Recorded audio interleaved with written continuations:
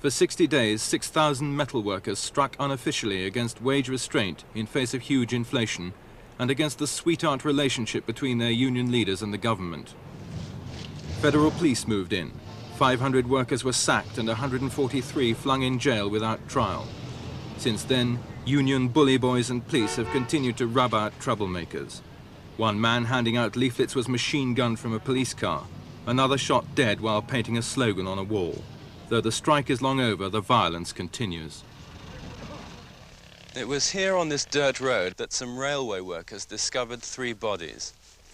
One was that of a 29-year-old local lawyer, Dr. Concepcion de Grandis, and 2 of her clients. All 3 had been brutally murdered. They were filled up with lead, about 15 shots in each. Dr. de Grandis had disappeared about 24 hours previously from her office in the center of town. A car had arrived. Plainclothes police, armed to the teeth, had got out and taken her away, and that was the last time she was seen alive. Dr. de Grandis is not particularly well known either in legal circles or political ones, but there was one point of embarrassment in her record with the police, and that was that she was trying to serve on them a writ of habeas corpus to discover where some of her clients had disappeared to. The 2 other men had very little political form.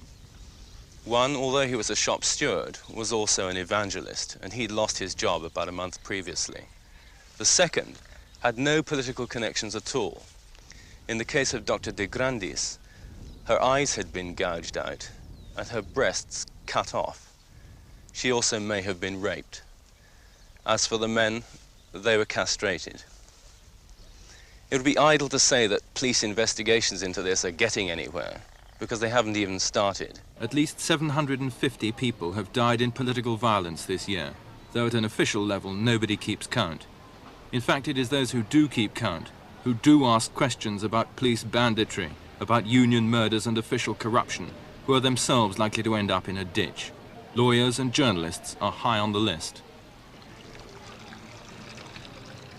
They leave a message with the porter, for instance, and the porter says, oh, they were looking for you around here. They were asking what time you leave the house, when you come back.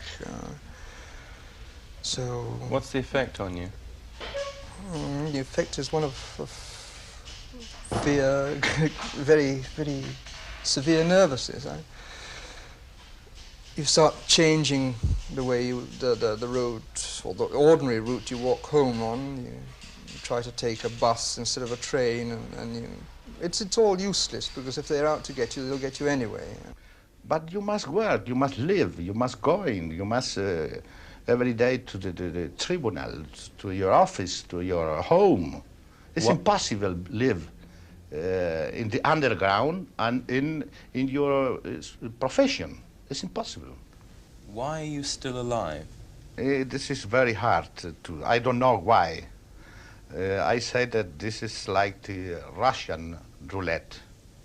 And sometime at 12 or 2 in the night, you are afraid, you say, yes, yes. that in there are some knock door, yes, or some ring bell. You are, I have afraid. I agree. This is the normal. This impressive building here behind me is the Ministry of Justice here in the center of Buenos Aires, which also houses Argentina's High Court. Just like the lawyers that practice before it, the judges that hand down its decisions are themselves subject to massive intimidation.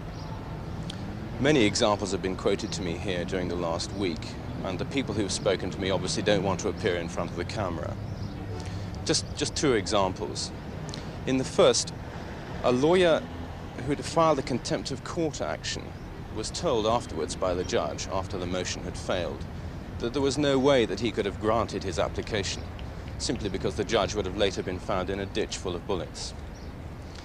In another application, and this was only 10 days ago, a second lawyer who'd applied for habeas corpus writs was told by the judge afterwards again that habeas corpus writs around here were really not worth having these days, because there was a new policy currently being practiced by the authorities, and it's called laundering bodies. This nasty little phrase means just one thing. It means that those who are taken away and murdered by the police are subsequently transported to the interior, where they're then categorized, or their corpses are categorized, as being those of insurgents who fought against the army and lost. They're then immediately buried, and nobody hears any more about it. Angel Robledo is a vice president of the ruling Peronist party. He is also Minister of the Interior and responsible for the police. Why does the murder and intimidation of lawyers and judges go unpunished here at the moment? No existe ninguna forma de proceder. There is no set procedure for the investigation of terrorist actions, whoever is responsible for them. De los actos terroristas, cualquiera fueran los ejecutores. Y allí también Generalizations tend to be made which bear no relation to reality. afirmación que no responde a la realidad. Los crímenes... Crimes, whoever is affected by them, be they lawyers, journalists or ordinary citizens, are utterly repudiated by the government and are most energetically repressed. That is our position. During my stay here, I have obtained testimony from people who have been tortured by the police, having been kidnapped. Why do you allow this to happen?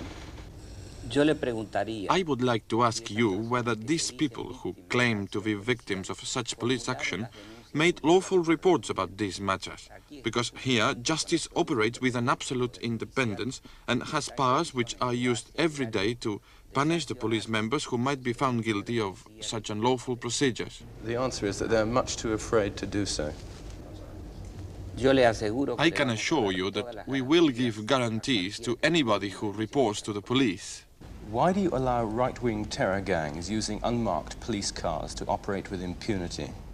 It is absolutely untrue that these groups use unidentified police cars. They're similar, in fact, in every respect, including the fact that they have two-way radios. La mayoría de los coches de una misma marca son similares. Most cars of the same make look alike. Y con respecto a la utilización de radios, As far as using radios and other technical devices, es frecuente que it is often found that terrorists use the police wave band to learn messages and to give false orders. mensajes y para interceptar órdenes falsas. The minister is categorically denying that police are involved in right-wing terrorist activities. Absolutely, I deny it. 5 minutes after the minister's assurances, we left his office to find two unmarked, unregistered Ford Falcons right on his doorstep. As we filmed them, armed plainclothes police threatened to remove our film and arrest us. This killing every day, this is possible only with official support. That's a very serious accusation.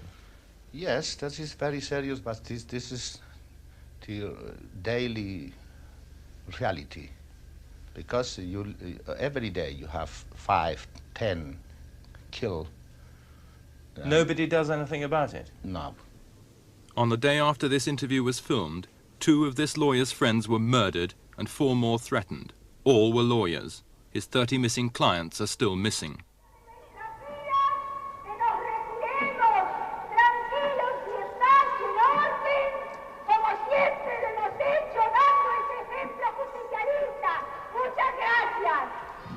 At the end of her speech, Isabel Perón asked the crowd to leave quietly and waved them goodbye. Indeed, they've seen little of her since. Yesterday, she entered hospital with a minor complaint, pausing only to denounce the journalistic terrorism which was pressing her to resign. As the assorted henchmen, party officials and ministers joined in the national hymn, they too must have wondered how much longer her presidency could survive. Hear mortals the sacred call, liberty, liberty, liberty. Hear the noise of breaking chains, sang the crowd. On the sidelines, watching, listening, prepared, the army, knowing that when Isabel is finally dislodged, they will surely inherit a crumbling economy, worsening civil disorder, and the ruins of a political dream, Peronism.